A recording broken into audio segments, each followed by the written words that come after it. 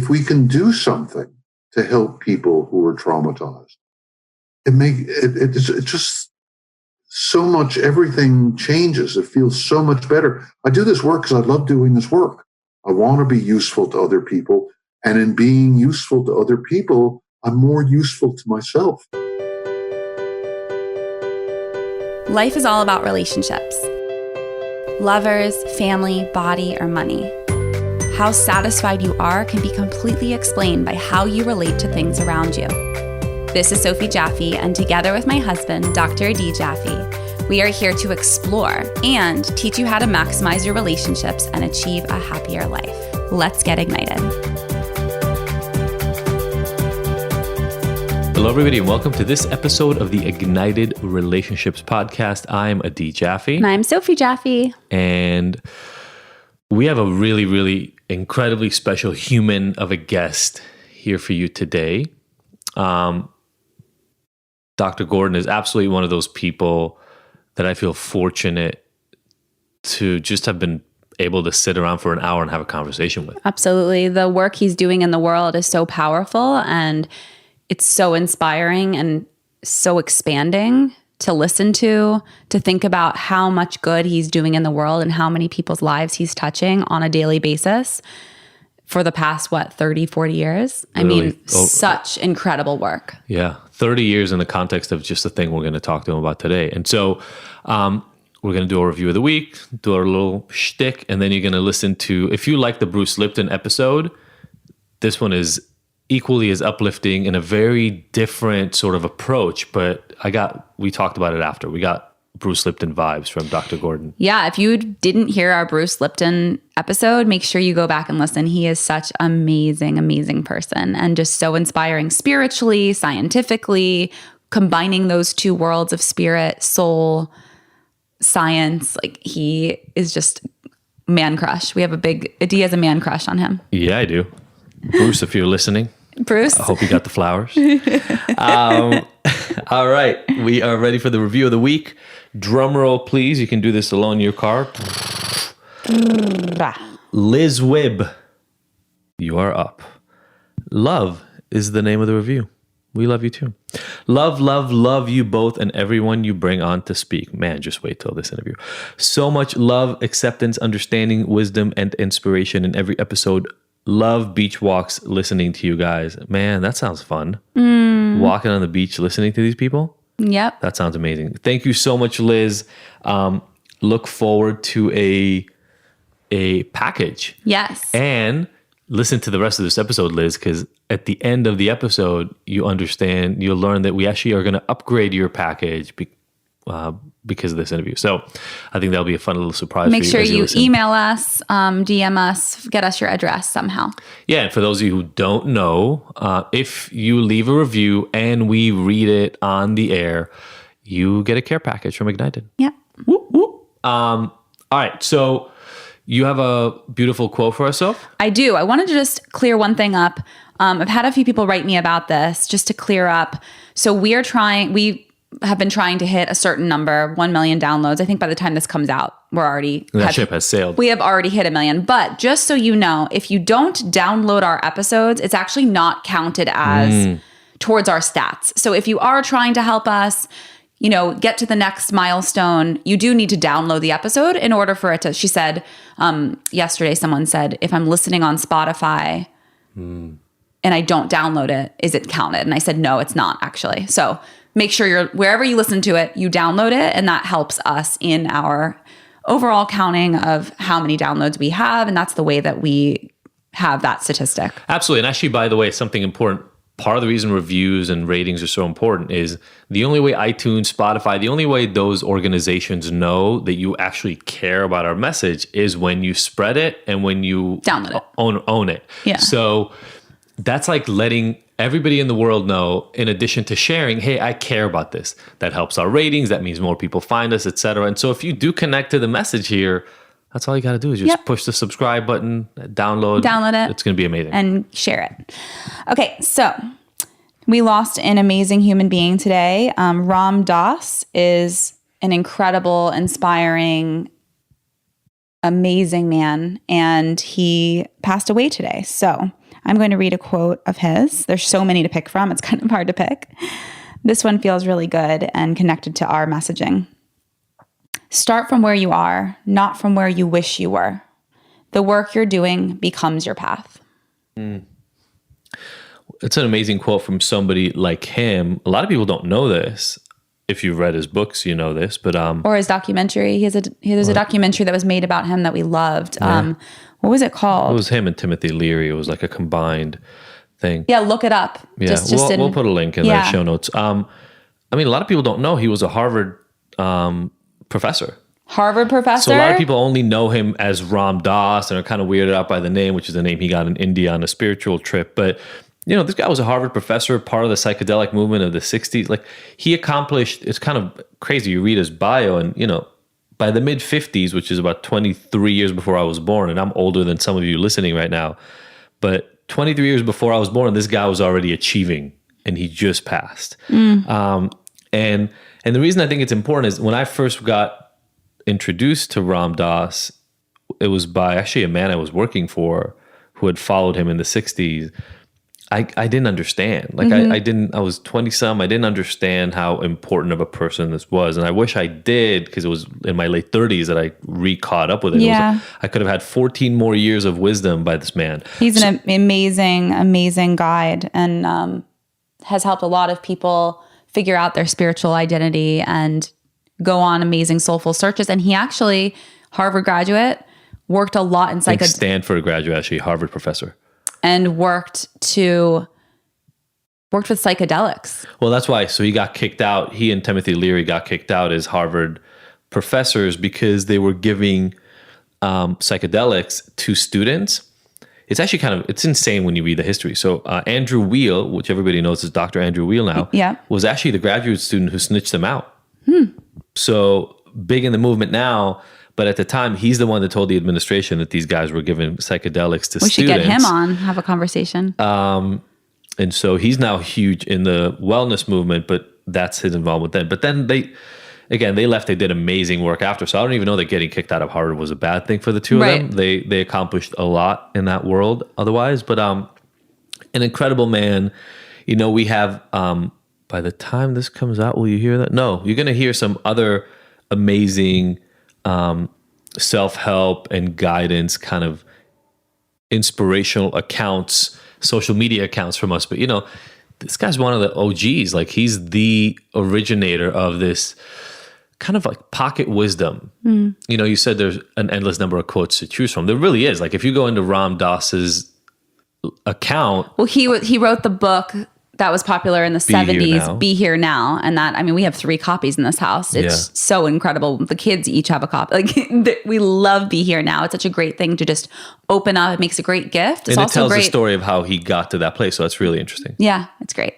So we love you, Ram Dass. Rest in peace. Yeah. Big love. Thank you for all your work. We will keep spreading it. He is absolutely, you know, I remember every once in a while, so if I tell you I want impact, like I want to know that I created impact, he's one of those models of, He's one of those models. He's never going to die. So is our guest today. Yeah, he's never going to die. No, that's why this is it's such an incredibly serendipitous thing that we're recording the intro today and use the quote and Ram Dass passed on, because Dr. Gordon, who we're talking about today and talking with later on, creates real impact, like societal level impact, right?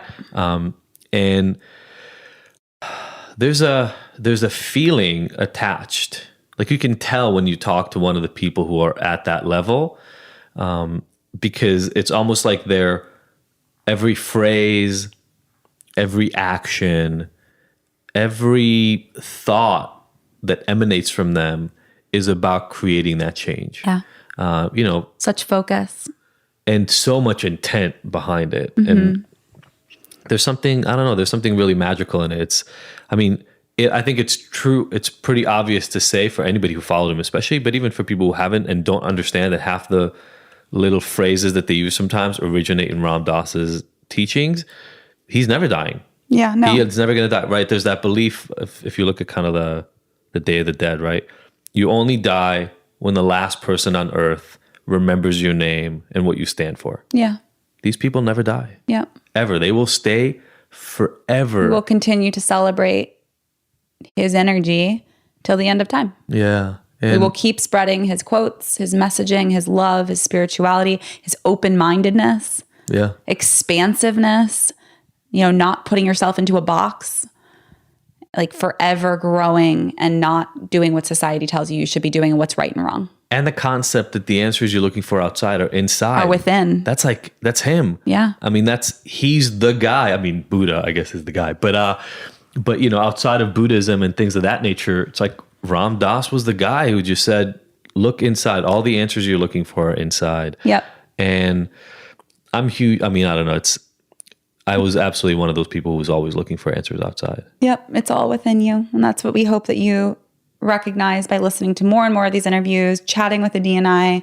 I love all of your messages, all of your direct messages, just saying how close this community feels because of this podcast. And just like, we love connecting with you. We love getting your feedback, what is working, what you want more of, people you want us to interview. Like, we read every message you send, every email. So please keep it coming. This is going to be an amazing new year. 2020 is already epic. And we're so excited to share Dr. James Gordon with you. He is a pioneer in integrative medicine, and he is really helping the world transform and healing trauma all over the world. I think of him literally as a firefighter for the mind. Sorry, guys, fix that again real quick. I think of him literally as a firefighter for the mind, but on a huge scale. Yeah. The rest of us run away from disaster, run away from negativity, run away from shootings or natural kind of ecological disasters. This guy goes in with his team to fix things. Yep. And there's so much for us to learn from people like this, in my opinion. It's, humanity gets better as more people care about doing the work to make humanity better. 100%. It's not just going to happen. Nope. And I think I was thinking yesterday how we were watching Saturday Night Live, and it was something about, it was political, and it was about the debates. And you were like, oh, I really want to watch one of these. And I was like, how have I not watched a debate? I care so much. I watched the first one. But how have I missed so many of them? This is what, I was thinking, if I still lived in my parents' house, we would have watched it. It's interesting that we just get to make choices about the media that we are consuming. And instead of watching the debates, I was probably on Instagram. Like, I was probably doing something with my family. But when I think about media, instead of watching the political, like the presidential debates, I was probably on Instagram talking with friends. That hurts me. And I want to make sure that I am full of more intention in bringing in the media that's important to me. I woke up this morning and I read the news from a news source that makes me feel good, and I feel safe trusting. And I think, again, it's just so interesting that like we have a choice. That's going on. These things are going on in the world. These natural disasters, these traumatic, awful events, school shootings, at the border, people are suffering. And many of us are just sitting by. I may share once in a while, but for the most part, I'm just sitting by and allowing that to happen. Well, there's that phrase, right? Evil happens because good people let it happen. Yep. I wouldn't let that happen in front of me. If a woman hit her daughter at the park, I would intervene. If a man was like being violent or abusive to a woman, at the grocery store, I would step in and intervene. It's happening right under our noses. This stuff is happening right under our noses. So what can we do? How can we be more connected? How can we help more at our local community with homelessness? With, there's so much happening. Hunger. What can we do? And that's what this year is for me. I have the intention for 2020 for helping more in a real way. Yeah, absolutely. And again, we love hearing from you guys about what topics you want to cover. But every once in a while, you're the one who ran into Dr. Gordon and kind of realized that he was doing this work and brought it to us self. And so thank you for that. This is how we learn from people like him. Yep. We learn, and I don't know where he got this, but we learn from people like him. So thank you. Without further ado, Dr. Gordon. See you on the other side.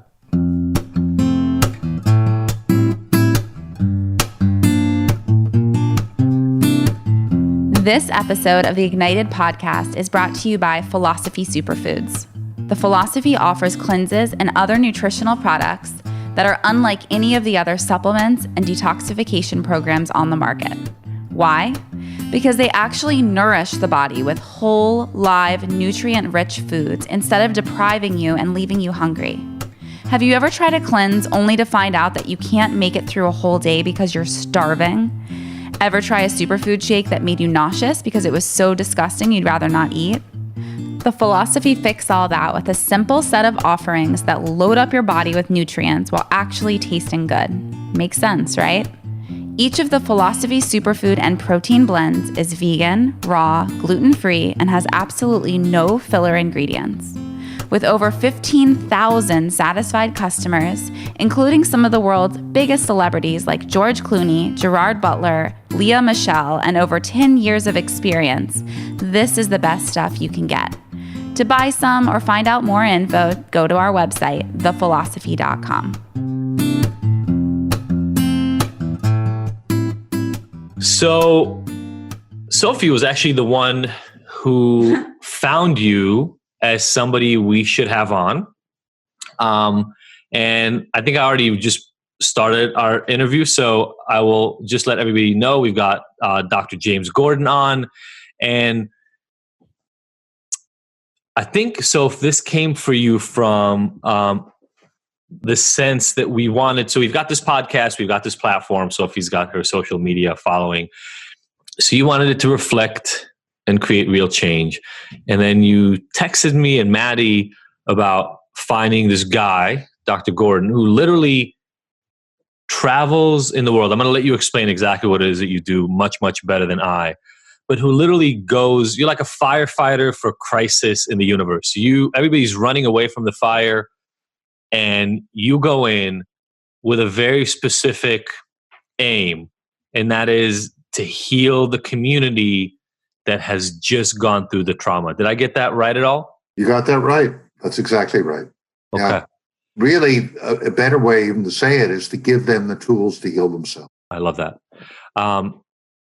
Reading your bio is a little insane, to be perfectly honest. And I'll probably say some of it, but I'd much rather, you've gone to some of the areas that the rest of us have literally just heard about in the news over the last, 20, 30 years?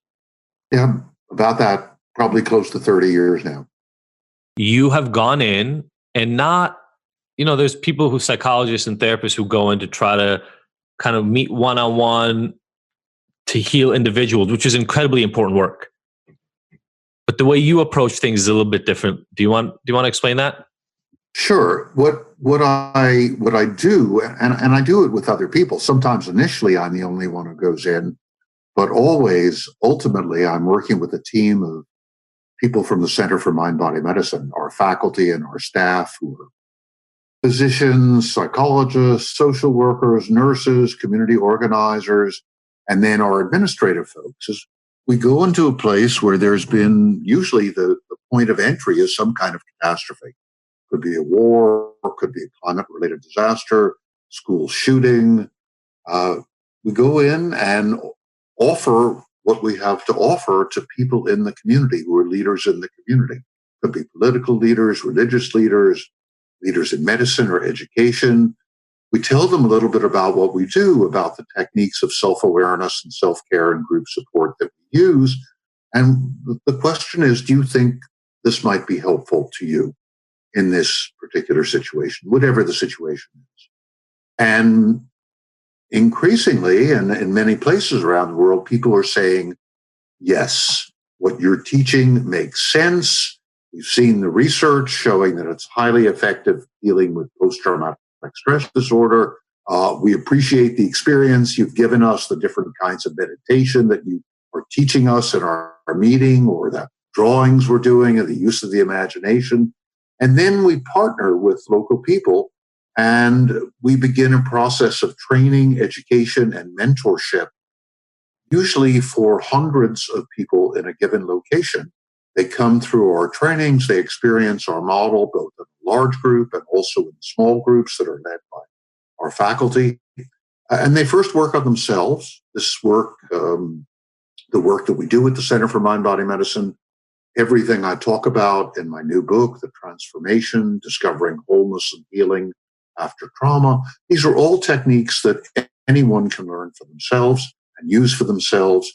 And those people who are interested and who have the opportunity can also be taught by us how to use what they've learned with others, so that we over a period of time, create programs in which we've trained hundreds of people, up to 900 in Gaza, maybe 200, 300, 400, 500 in other places, who have learned our approach, who are integrating what we've taught them in hospitals, clinics, women's centers, schools, churches, mosques, synagogues, and who are teaching what they've learned to large numbers of people.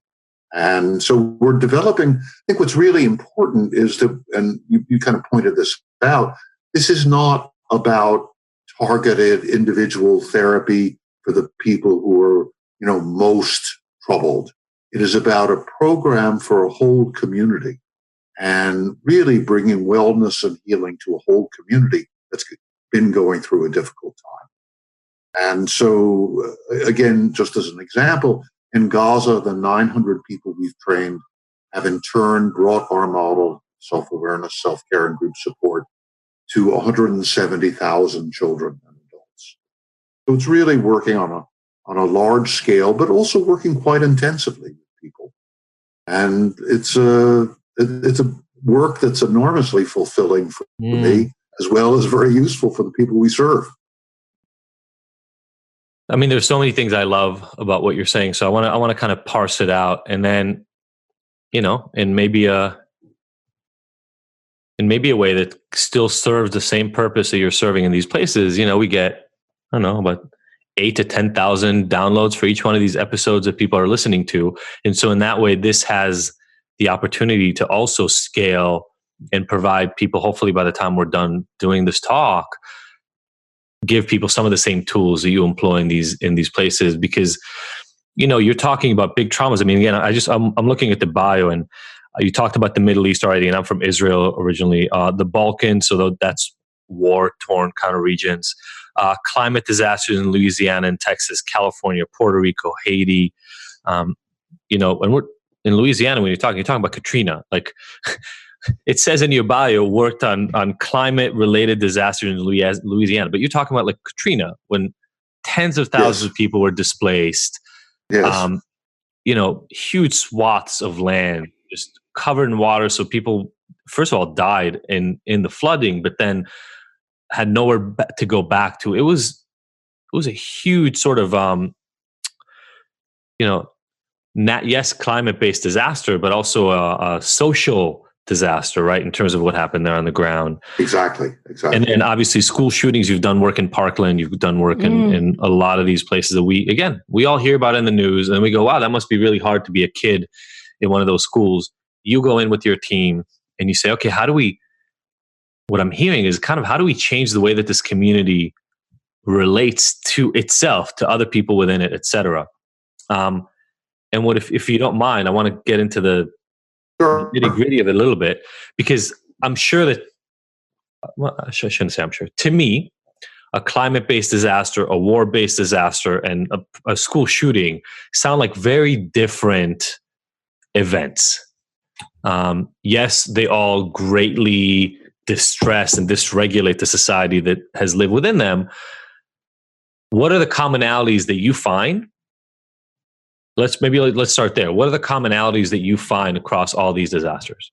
Sure, it's good question. The first commonality is that everybody in the community is affected, and that's apparent, or more apparent, with a climate-related disaster. You mentioned Hurricane Katrina, or what happened in Puerto Rico, Hurricane Maria. There, it's clear that everyone is affected. With school shootings, it's not as clear. And that's a problem. We really need to understand that everyone, it may not be your kid may not have been wounded, your kid may not even be in the same school as other kids, but everybody, for example, in Broward County, Florida, was affected by the shootings in Parkland at Marjorie Stoneman Douglas High School. And so we talk with people who are 40 minutes away from Parkland, and they have anxieties, whether they're teachers, parents, or kids. They're concerned about what might happen there. They're distressed by what did happen in Parkland. So, and I think the problem is that unless it's obvious, that we tend to shy away. And even when it's obvious that everybody is affected, there tends to be a very narrow medical model that's used. Say, we will work with these people who present themselves to a physician or a psychotherapist, the ones who have the biggest problems. But I think that's shortchanging people. It tends to make people who do present themselves somewhat uneasy. Do I really have a big enough problem? My kid wasn't killed. My kid wasn't in the classroom, but I'm very anxious. Do I deserve individual therapy? And then beyond that, working with individuals doesn't build community ties, doesn't build the social support that's crucial to healing trauma, and in fact, often perpetuates divisions. Okay, we're the ones who need the help. The rest of them, no, we're not so sure. The ones who think they don't need the help, many of them feel guilty. Say, I feel bad, but I don't feel bad enough. So what I've seen in places where there hasn't been community-wide work, and I was just hearing this up in Connecticut, giving a commemorative lecture for the people who died at Sandy Hook. And we did some work at Sandy Hook, but we weren't able to work with the whole community. And so the divisions in the community can often be widened by a disaster, whatever kind it is. And it is also, on the other hand, an opportunity to bring people together to deal with the disaster. So I think there is that commonality. Everyone is affected. Everyone feels the chaos. Everyone gets anxious, agitated. They get more irritated with each other. The biological effect of the trauma is quite pervasive in most of these communities. So it's both a community-wide thing, community-wide experience. The people who've experienced the trauma, that's the major similarity. And there's an uncertainty that people have about their lives. So you think, you're living in a nice place like Sonoma County, California, and all of a sudden there's this fire that destroys thousands and thousands of houses. And everybody, you went there to live a life that was sort of beautiful and relatively comfortable and relatively safe. And all of a sudden you're enormously vulnerable. Same thing in Parkland, Florida. People move there often at considerable expense so their kids could go to the really good schools, so that they could be in a good neighborhood. And then there's a shooting in the school. So there's that uncertainty. In Haiti, no one ever imagined that 200,000 people were going to be killed. Right? Nobody ever imagined that every part of their life was going to be destroyed. Or you're from Israel. People in the south of Israel, we work in both Gaza and Israel. We have parallel programs.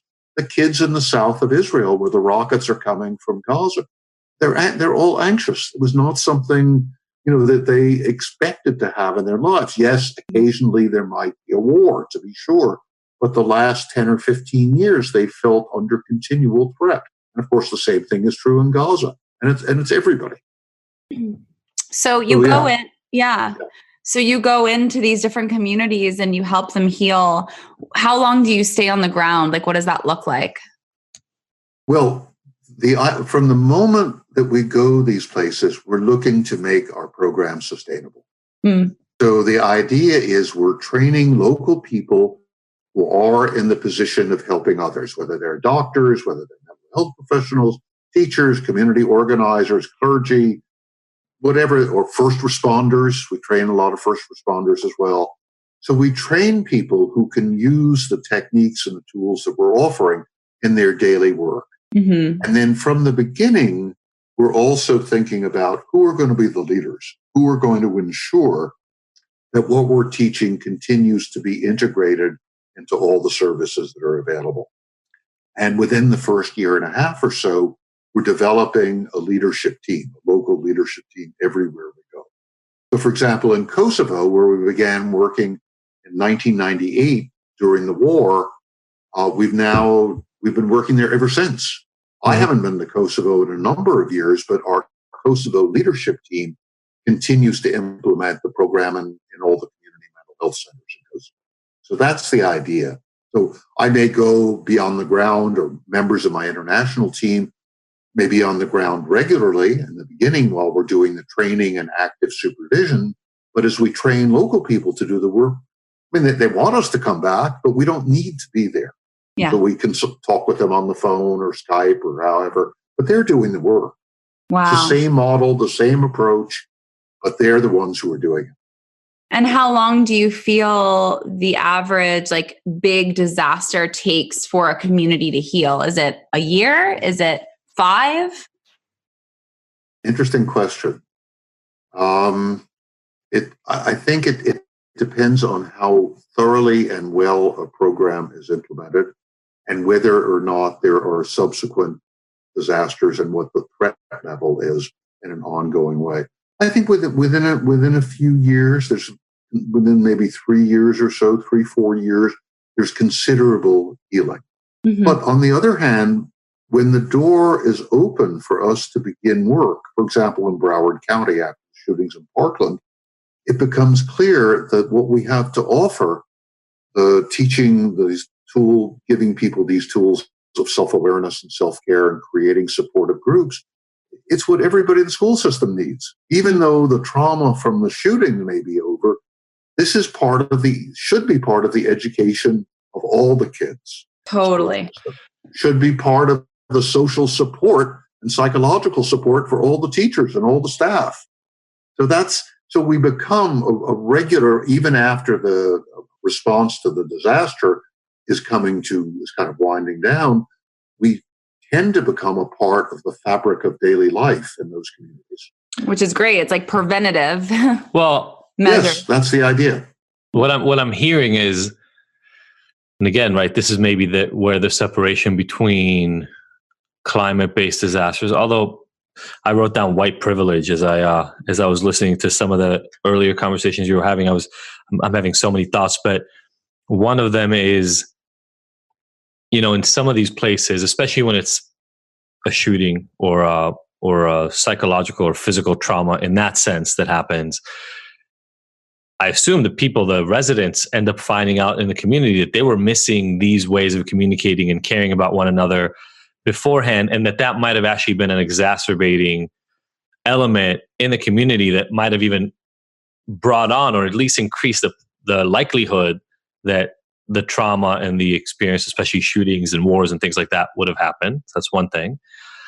But then as I was saying that, I was thinking in some of these climate changes, you mentioned Haiti, obviously we talked about Katrina, the social injustice of where support tends to flow, I'll say, when people are in need, is part of the reason why Katrina was so disastrous, right? It was clear. Sure. It was clear that there were certain groups of people that were left behind and were not cared for in the same way as others.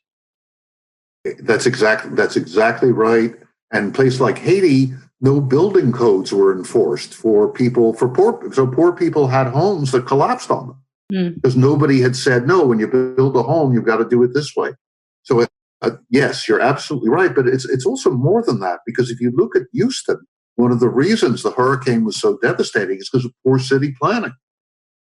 So people were affected. People with means, as well as people who were poor, were affected because the city didn't take responsibility. They just kind of let the developers move ahead and do whatever they wanted to do, and there wasn't enough planning.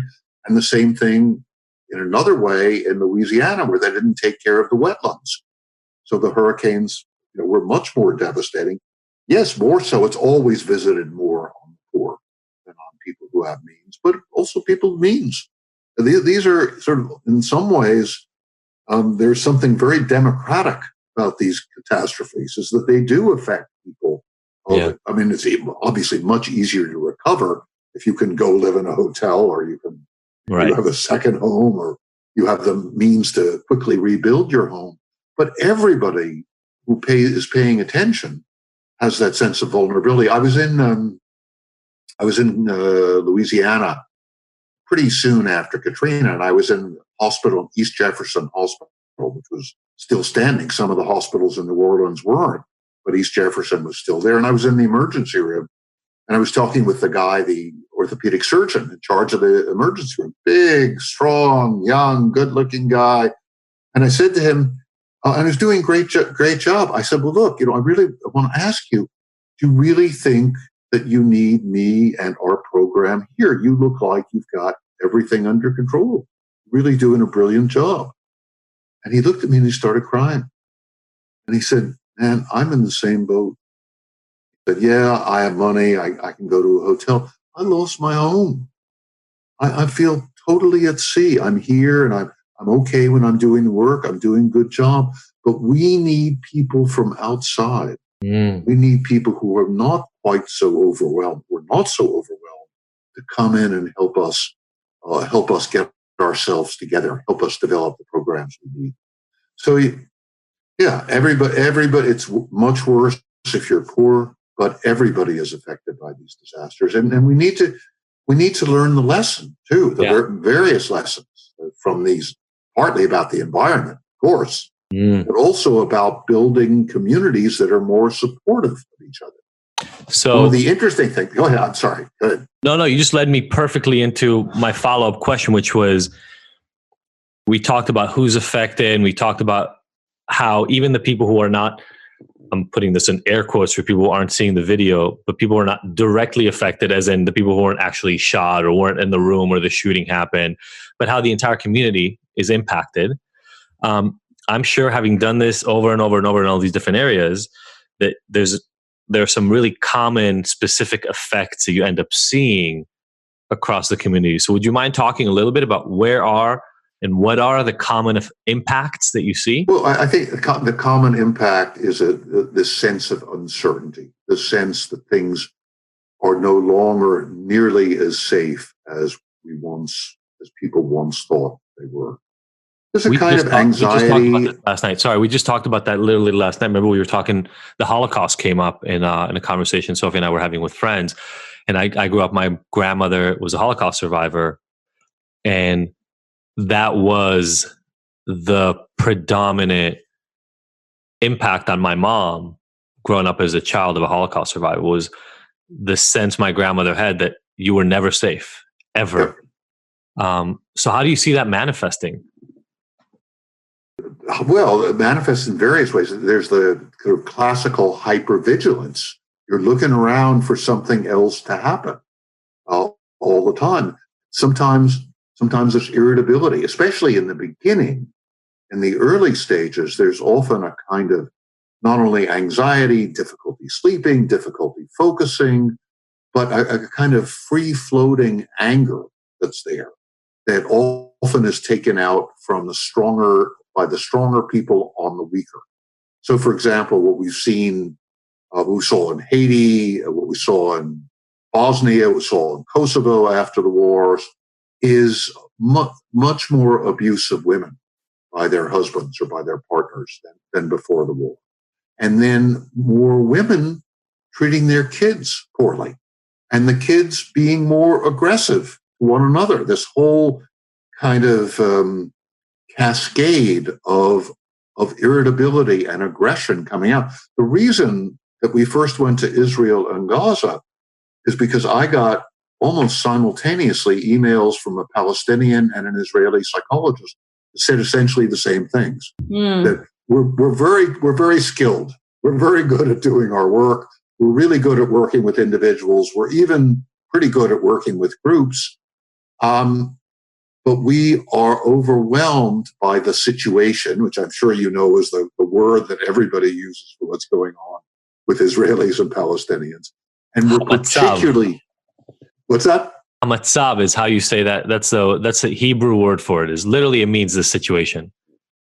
And we're particularly having difficulty dealing with the aggression in our kids, both the Israeli and the Palestinian kids. Now, kids weren't shooting each other, but they were fighting all the time in the schools. Yeah. And fighting at home. So this is the kind of thing that you see after almost any kind of disaster. The hypervigilance, the aggression, the anxiety, difficulty focusing, concentrating. Kids don't do so well in school. They get fearful. They're often fearful of new experiences in a way that they weren't before.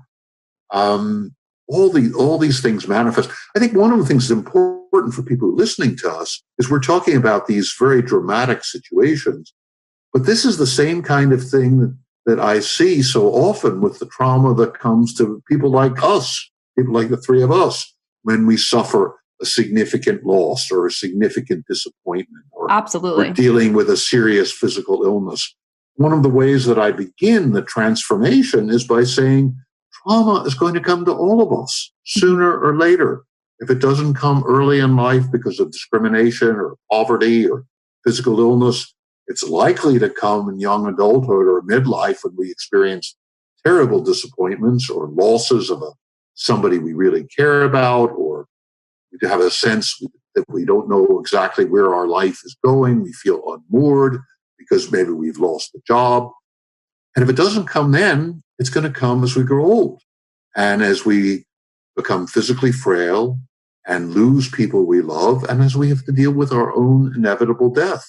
I think it's really important for everyone to understand, yes, the trauma, it's crucial to address the trauma that in these mass situations, and that is where a lot of my work is focused. But it's also, we need to understand that we go through trauma. Just like it wasn't just your mom, I'm sure. I would bet that she communicated some of her anxieties to you. And if you have siblings, to your siblings as I've never had anxiety. I don't know what you're talking about. I was actually writing down as you were talking, just how cross-generational this is, right? It's, again, Sophie and I talk a lot about the fact that the lessons from our parents get transferred, but this was one of those kind of secular changes that happen for a whole society. Like the vast majority of Jews who settled in Israel, Palestine at the time, all had this trauma. And so it was like a country mired in trauma. I'm sure in the exact same way, to a large extent, that Haiti is now, having gone through that, the country lives in this constant state of hypervigilance. That's true. And Haiti had plenty of reason to be hypervigilant before, having been oppressed by a variety of colonial countries for several hundred years. So they're in that state of having had to deal with this historical oppression, historical trauma. I think the other thing is it's not just Israeli Jews, it's Jews here. I'm Jewish, and I could feel in myself, I mentioned this in the transformation, I was doing a demonstration of a mind-body skills group and working with people, 8 people I didn't know who were coming through our training. And one of the people in the group who began speaking was a young Mexican. She was born in Mexico, a young Mexican, now Mexican-American woman who talked about her shame, the shame that came to her through her parents. And she felt, because she said, I'm a small brown person. I feel less than. She said, and I got that from my parents. Even when my parents were wearing nice clothes and they go into town, they're Indians, basically. They look like Indians. They don't look like the Spanish conquistadors. And they felt insecure. I had that insecurity. We went around the circle and everybody was carrying the weight of previous generations and also who they were in this generation. Whether they're black, red, yellow, white, brown, everybody's carrying it. And so I think it's important. And one of the difficulties is we don't realize that we're carrying it. So often people will manifest with symptoms of anxiety or depression, and perhaps they go to therapy and they get diagnosed, you've got an anxiety disorder, or you got a major depressive disorder. When in fact, so many of the symptoms are related either to trauma that they've experienced earlier in their life or trauma that's come to them through their families that they're kind of unconscious of. And once you become aware of the fact that trauma plays an important role, which of course you're a psychologist, you understand, this is the basic insight of modern psychiatry, which we've seemed to have forgotten. The trauma is the major force in most of the psychological troubles that we have, that all of us have. And so we need to understand where our distress is coming from, and then we can really begin to do something about it. Yeah. In terms of our listeners and, maybe more in like the preventative sense of trauma, if someone maybe hasn't experienced a large trauma in their life yet, like what are some preventative measures that they can do specifically around trauma? Or maybe you can offer some wisdom on an individual case-by-case basis, like someone who maybe just went through a trauma, where would a person go if it's not other than therapy? What are some things, like let's say that you couldn't afford a therapist, what would you suggest? I'd suggest the new book that I wrote, which is why I wrote it. It's called The Transformation: Discovering Wholeness and Healing After Trauma. Perfect. And it's a guidebook based on really my last 50 years of experience of working with people who've been traumatized, based on the scientific literature, based on the scientific studies of our work, and also grounded in the kind of timeless human understanding of what trauma is and how we can move through it. So the first things to understand is that trauma, or first thing to understand, is that trauma affects our body as well as our mind, and affects our social relations. It affects our sense of who we are in the world. And that what we need to do is to bring ourselves back into balance to begin the process of healing. Mm-hmm. And there are, in general, two different kinds of imbalance that trauma causes. The first is we go into a fight or flight response. We react to an emotional event, to the loss of someone we love, or the destruction of our house, or economic challenges, as if they were a life or death threat. And of course, sometimes there are life or death threats. There are physical illnesses, there are wars. But our reaction is as if there were a predator who was chasing us around. So we go into fight or flight, and our heart rate goes up, our blood pressure goes up, the big muscles, the ones used for fighting or for running, lots of blood goes to them, they get tense, digestion is suppressed. Parts of our brain responsible for fear and anger, and the amygdala, and part of the emotional brain, are firing like crazy. And parts of our brain responsible for thoughtful decision-making, and judgment, and self-awareness, and compassion are shut down. And so is our ability to connect with other people. Mm. So that's fine during an immediate crisis. You need to be in fight or flight. The problem is when fight or flight continues over time. And so there are large percentage of our population are in a kind of chronic fight or flight mode. They have difficulty sleeping. Their heart sometimes is racing. They have difficulty concentrating. Yeah. Maybe they have digestive problems. Maybe there's sexual dysfunction, muscle tension, headaches, all of those things. The first thing to do is recognize that this is what's going on. And then what I teach in the transformation, and when we work with people in all these places where there's massive trauma, is a simple technique of breathing slowly and deeply, in through the nose, out through the mouth, with your belly soft and relaxed. Perhaps saying soft as you breathe in, belly as you breathe out, feeling the relaxation in your belly.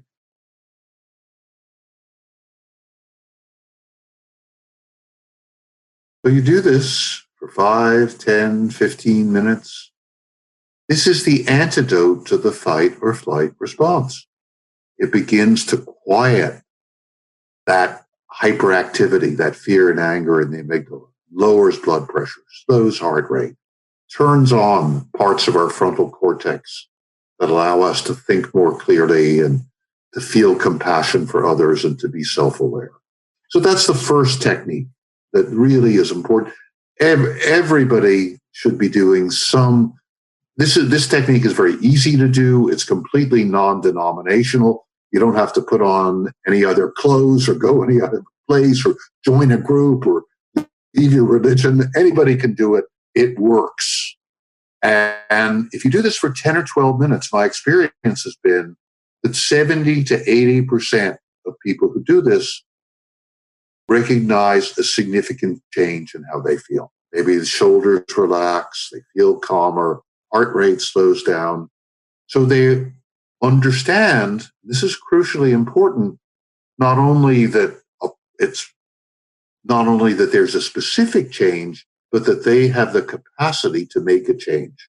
Yeah. Too often when we're traumatized or we're feeling anxious or depressed, or we have a chronic physical or psychological or interpersonal problem, we feel like there's nothing we can do. Yeah. So people get that they can do something. And 80% of people who do this for the first time, I've done this with tens of thousands of people, notice a change. And if you don't do it the first time, second time, it's likely to work.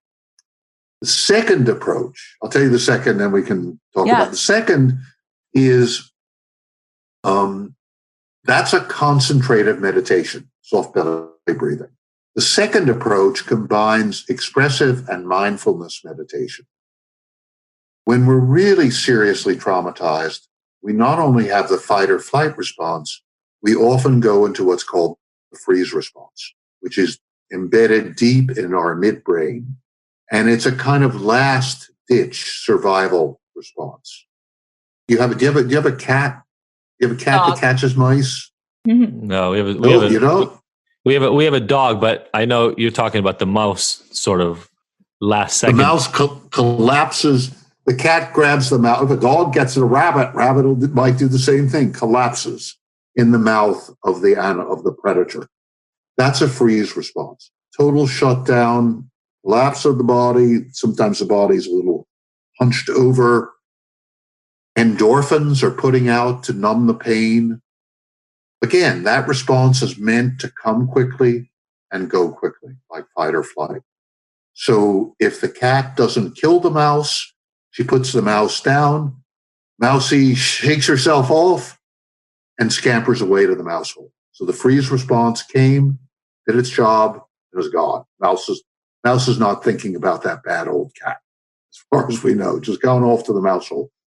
We humans stay in the freeze response. So we see this especially clear if we've been assaulted or raped or we've been in a war. But it also happens to us if we're dealing with an overwhelming physical illness, if we've lost a partner whom we love and there's nothing we can do to bring the partner back. We go into that freeze response.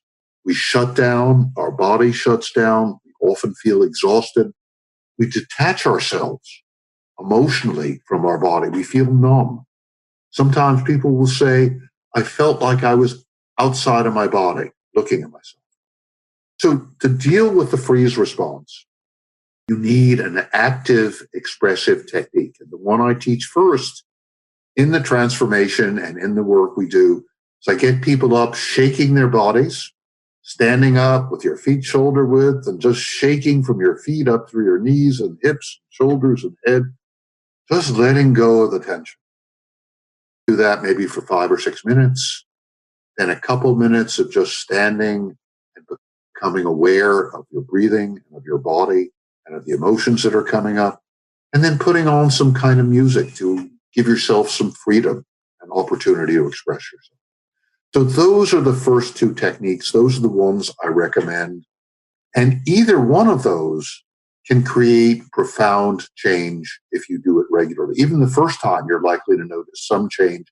It creates profound change, quiets fight or flight, helps to free us from the freeze response, gives us a little bit of perspective on events that happen, and gives us tools to use when we're facing new challenges in our lives.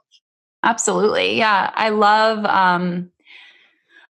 both of them. And I think I resonate big time with them. And I feel what I most enjoy about that is that it's empowering to the person who's been through a trauma or going through a trauma, because within just 1 or 2 times of trying the breathing, they see a result. Within the first or second time of trying the shaking, and, I do that same technique when I teach yoga, because it is so healing. And just like an animal in nature that gets attacked or gets scared, it shakes it off and moves on. That's how they deal with trauma. Exactly. So it's yeah. So it's beautiful, and they are simple. I think that's the thing. Yes. That people, we often overcomplicate things. Mm-hmm. It's not always easy. Not always easy, if you're trying to shake and dance every morning. Oh, I don't feel like it this morning. But if you can do it as a regular practice, it really makes profound change. Yeah. So we actually I think it was, by the time this comes out, it might have been a month or two ago, where I recorded a whole episode explaining to people the impact of chronic stress, which is a little bit of what you were talking over there with before the first technique, about just the impact of being in that fight or flight response for weeks, months, for some people years. Our bodies are not meant for it. If you haven't listened to that episode, go over there and check it out. They're pervasive. I mean, I would argue, I studied psychology with an emphasis in addiction, but neuroscience was a huge part of that equation. And it wasn't taught, maybe in the health psychology field 10, 12 years ago, but in the rest of our field, it wasn't taught that chronic stress, in my opinion now, I've come to the conclusion that chronic stress is the underlying source of almost everything that we consider chronic diseases. Hypertension, diabetes, cancers, strokes, and endless number of things that we consider. By the way, probably of many mental health disorders as well, right? At their core is chronic stress. So these techniques for people listening right now who maybe felt affected by that chronic stress episode, these techniques, you don't have to practice these only if there's been a school shooting around you. You don't have to practice these only if somebody just recently died, and they would be incredibly helpful in those situations as well. I mean, I practice both of those things for every yoga class I teach, especially when I do retreats or workshops.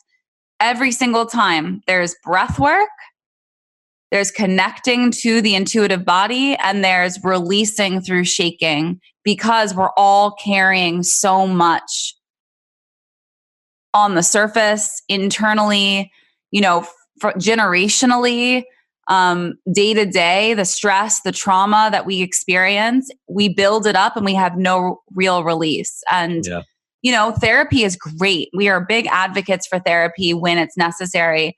And we're not saying that isn't a great tool. We're saying day to day, you actually have these tools within you, and you need no one else to facilitate that, and you don't need to spend a single dollar to do so.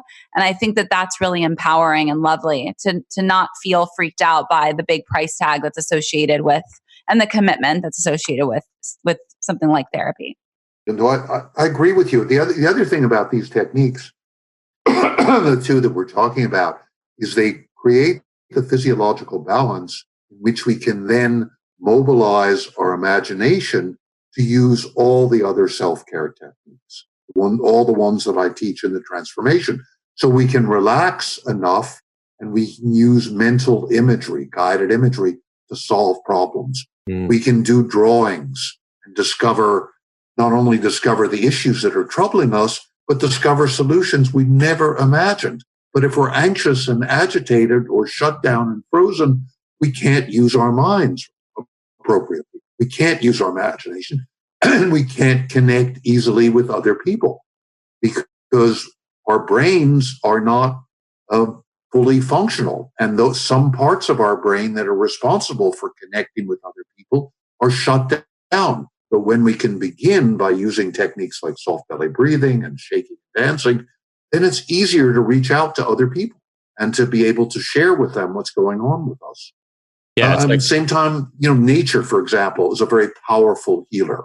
And nature helps us to relax and calm down and deal with our stress. And if we're more relaxed when we go into nature, the effect is multiplied. So these two techniques open the door to the use of all the other techniques, not the ones that I teach in the transformation, the 15 or 20, including using food in a more thoughtful, mindful, and healthy way. But to anything else that anybody else is doing. So if you're, for example, somebody who likes to do carpentry, you'll be able to, if you can quiet your nervous system, you'll be able to move into carpentry in a much more beautiful, creative, and meditative way than you were before. And that too will help you deal with chronic stress. I love it. I really, really love this conversation. I have a feeling. So we normally do this thing when we record the intros where when we read somebody's review, they get a little gift pack from us. Mm-hmm. I have a feeling after this, I'm going to see if we can work out something where they're going to get your book in that packet as well. That'd be beautiful. Thank you. Because, you know, the whole point of this is to create change. The whole point of this is to have people gain not just insight, because insight is great, but then practical, usable tools and techniques to make their life better. That's sort of empowered.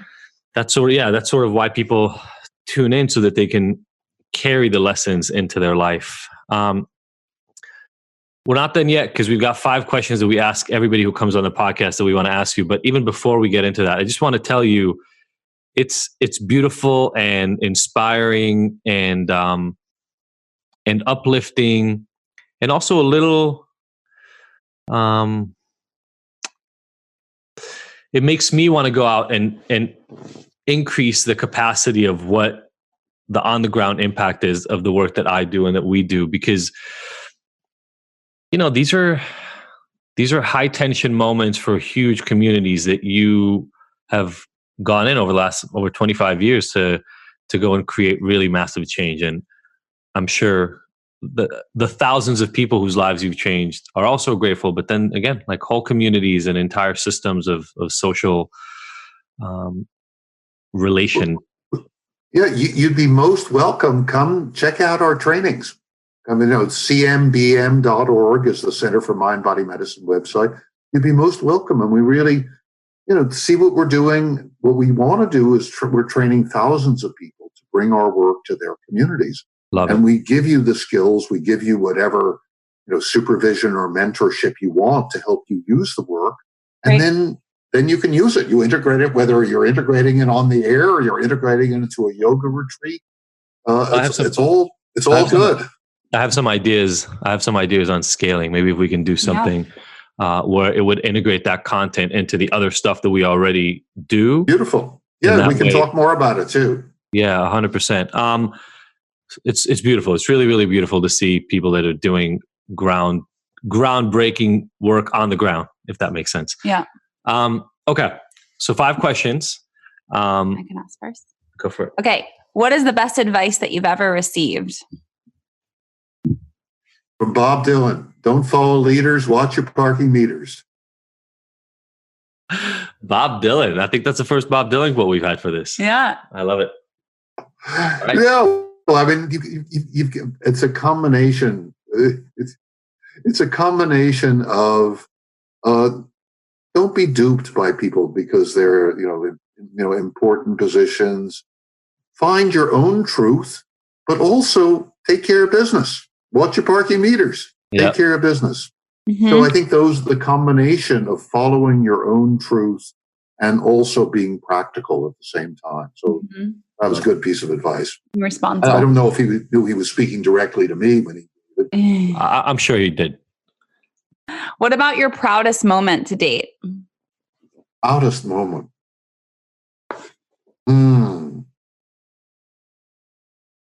Well, it would either be watching my little girl at a dance recital or seeing my 17-year-old son dunk a basketball. Those two, I think. I love it.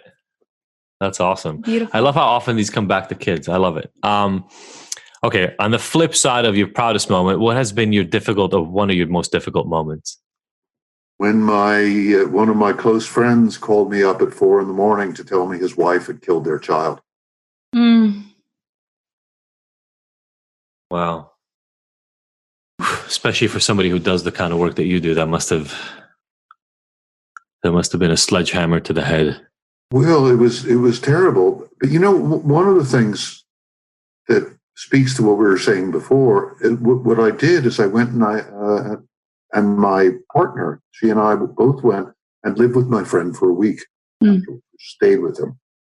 I think one of the important things, just to deviate from your questions, and is that if we can do something to help people who are traumatized, it's just so much, everything changes. It feels so much better. I do this work because I love doing this work. I want to be useful to other people. And in being useful to other people, I'm more useful to myself. And it's so much better than sitting around watching terrible things happen, complaining or being fearful or anxious. Do something and be useful. I love that. So obviously the work you do is super intense, especially when you're doing it. What about your self-care rituals that are really important to you? What are some things that you keep coming back to? Having a sense of humor about myself is crucially important. Not taking myself too seriously, and using all the techniques that I teach in the transformation. Those are ones that I do. Yeah. I mean, this is not, it's not just about other people's trauma, other people's challenges. It's about how I deal with my own. So I'm using whatever seems most helpful at the time. So it means slow, deep breathing, shaking and dancing, guided imagery, spending time in nature, calling up friends, feeling thankful, forgiving people. That's an important one. Forgiving people who who've hurt me, and asking forgiveness from people whom I've hurt. So all the techniques that I teach are ones that I use. And I think one of the important things that I've learned is it's going to be different at different times. One technique will work at one time and another will work at another. Agreed. That's what helps. And the other thing is that a lot of the work that I do, we work in teams. So we're sharing what's going on. It's not only using self-care, it's also sharing our experiences and our challenges. Yeah. That's really, really important. Okay. Last one. You answered this a lot in today's conversation, but I want to see what your answer to this will be. This podcast is called Ignited. What gets you ignited? Yeah.